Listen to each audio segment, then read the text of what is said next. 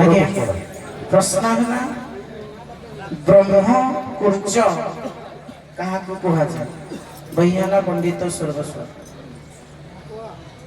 ଆଜ୍ଞା ବ୍ରହ୍ମ କହିଲେ ବ୍ରାହ୍ମଣ, ଯେଉଁ ବ୍ରାହ୍ମଣ ପର ନିନ୍ଦା କରେ ତାହାକୁ ବ୍ରହ୍ମ କୁର୍ଚ କୁହାଯାଏ।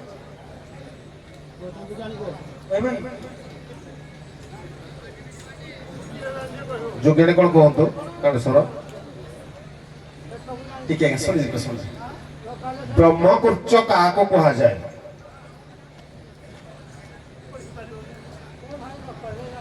ଆଜ୍ଞା ବ୍ରହ୍ମକୁର୍ଚ କହିଲେ ଯେ ବ୍ରହ୍ମଲୋକ ବା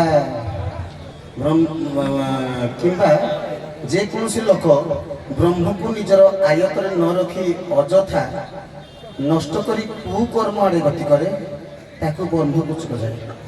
ସେ ସମାନ ପ୍ରଶ୍ନ ଆଜ୍ଞା ନିଅ ପ୍ରଶ୍ନଟା ପଢ଼ିଦିଅ ଟିକେ ଦେଖିଦିଅ। ଆଜ୍ଞା କୃପଣ ବ୍ରାହ୍ମଣ ବା ବ୍ରାହ୍ମଣକୁ ନିନ୍ଦା କରୁଥିବା ଲୋକକୁ ବ୍ରହ୍ମପୂଜ୍ୟ କୁହାଯାଏ। କୁହ ଯୋଗେଣେ। ବ୍ରହ୍ମପୁଚ୍ଛ କାହାକୁ କୁହାଯାଏ? ବହି ପଣ୍ଡିତ ସର୍ବସ୍ୱ। ଆଜ୍ଞା ବ୍ରହ୍ମଲୋକ କହିଲେ ଆମେ ଯେ ଅସାଧ ସାଧନ କରିଥାଏ, ଯେ ପରମ ବ୍ରହ୍ମର ଅତି ନିକଟତର ସାଧୁମାନଙ୍କୁ ଯିଏ ନିନ୍ଦା କରି ବାତ୍ସଲ୍ୟ କରି ସାଧୁମାନଙ୍କୁ ଘୃଣାର ପାତ୍ର ଦେଖାଏ, ଆଜ୍ଞା ତାକୁ କୁହାଯାଏ ବ୍ରହ୍ମପୁଚ୍ଛ ବୋଲି। ପ୍ରଶ୍ନଟା ଯଦି ଛୁଟିଆ ହେବ ଉତ୍ତରଟା ବଡ଼, ପ୍ରଶ୍ନଟା ଯଦି ବଡ଼ ହେଇଯିବ ଉତ୍ତରଟା ଛୁଟିଆ। ପ୍ରଶ୍ନ ଛୁଟିଆ ଉତ୍ତରଟା ବଡ଼। ପ୍ରଶ୍ନ ଥିଲା ବ୍ରହ୍ମକୁର୍ଚ କାହାକୁ କୁହାଯାଏ? ବହି ଥିଲା ପଣ୍ଡିତ ସର୍ବସ୍ୱ।